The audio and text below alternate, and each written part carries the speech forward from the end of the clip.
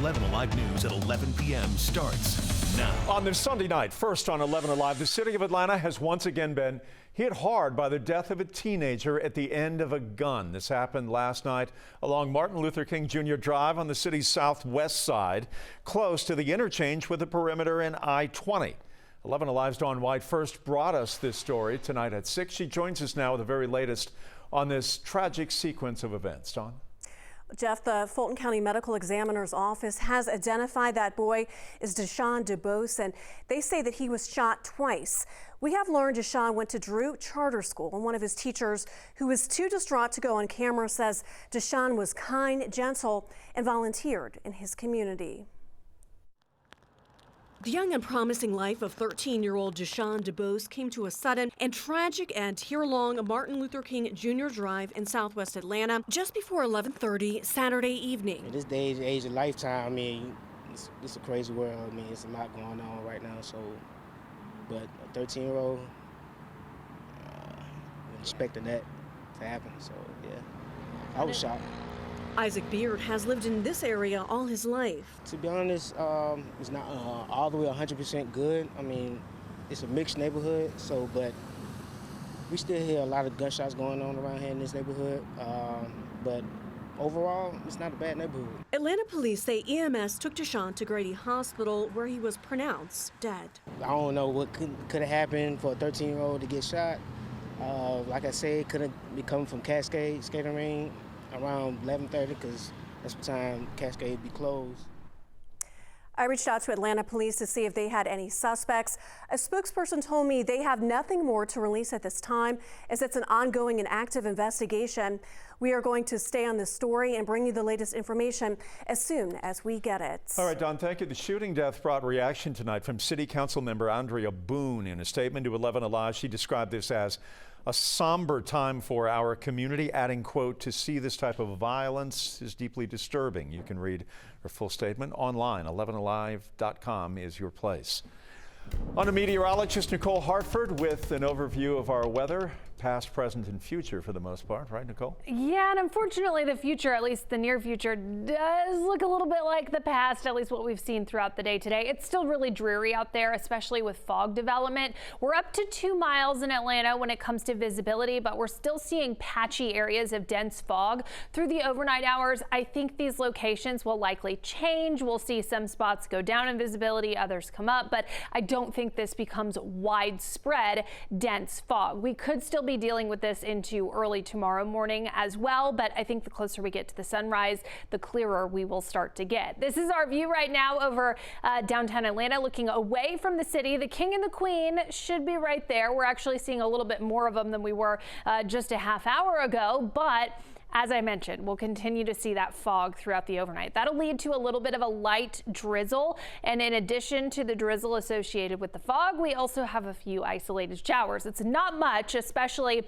when you compare it to what our radar was looking like earlier today, but some spotty showers will linger into the overnight hours. By the time you're waking up tomorrow morning, temperatures are in the 30s, so it is going to be a cold start, but a mainly dry start. So your morning commute should go off without a hitch, at least weather-wise. The cool air is here to stay. Rain is out of the forecast for a couple days, but we will not manage to go very long without it when it returns. Coming up.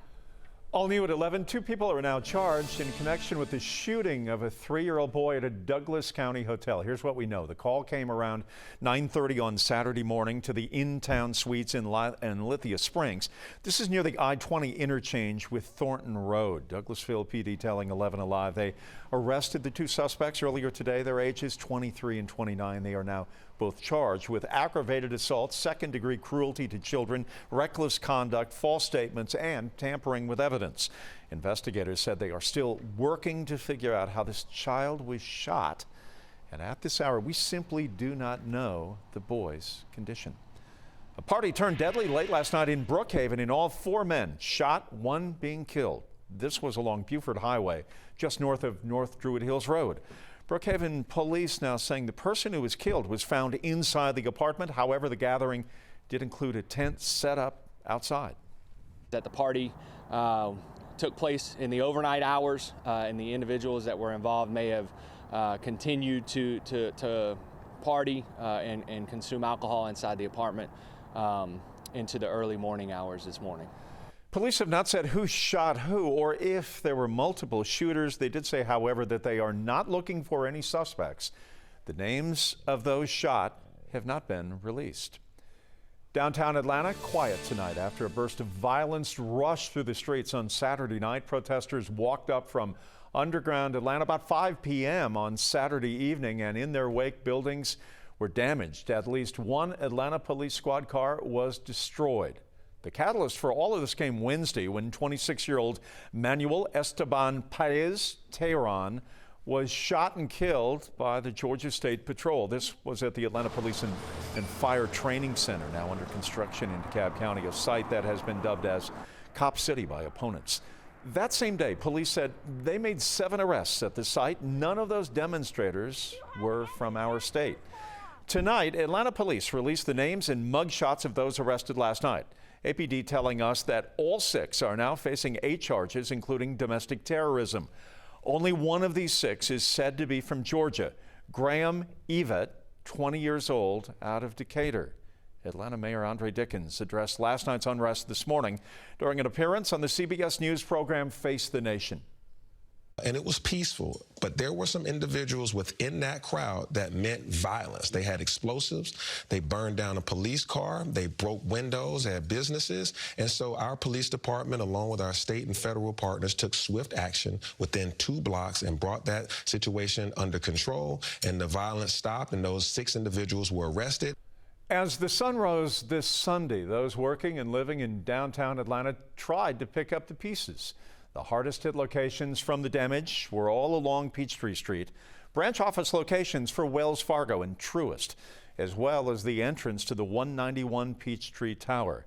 Outside these locations, the brooms were out, and the residents in the area were getting their first safe look at the aftermath. This includes Joshua Schaefer. He says he lives about a mile down the road from where everything transpired, and that he understands why the demonstrators are passionate. However, Schaefer adds there is another way to make your points. Definitely a better way to demonstrate. I'm definitely for peace, and I'm against firearms, and so yes, it could have been handled much differently. Protesters have opposed the facility on environmental and historical grounds, saying it would decimate one of the largest preserved forest areas in the city of Atlanta.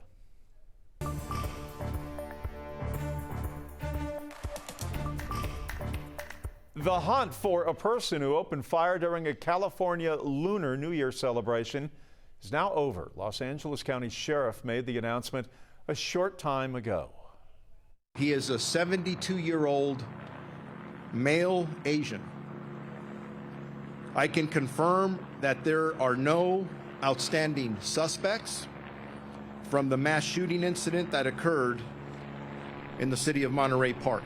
Late tonight, authorities found the suspect dead of a self-inflicted gunshot wound in a van that he used to get away. Before this, authorities say the suspect killed 10 people at a ballroom in the LA suburb of Monterey Park. Along with the dead, 10 more people were wounded. With them, 7 are still in the hospital being taken care of. The sheriff says no other suspects were at large, and the motive for this attack remains unclear. 50 years ago today, the U.S. Supreme Court ruled on the case Roe v. Wade. In that 7-2 decision, the justices ruled that the Constitution of the United States conferred the right for a woman to choose to have an abortion. Thousands of abortion rights activists rallied across the country today to mark the anniversary, including here in Atlanta, outside of the state capitol. The anniversary comes just a few months after the U.S. Supreme Court overturned the landmark legislation. Vice President Harris led the national call for those who back abortion rights, and once again calling on Congress to stand with the Biden administration.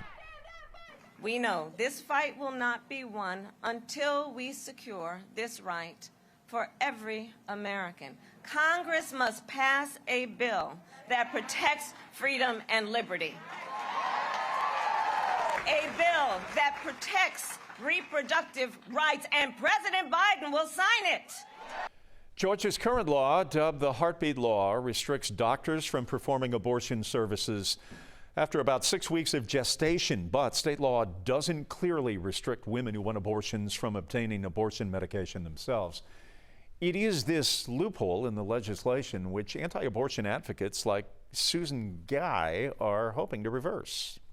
My heart is so much for the women. Yes, I want to see full protection for those innocent human beings in the womb that deserve full protection. But I have a deep passion for women, and I want them to know that they are loved, that there is hope, and that abortion will never solve the very real problems that women face.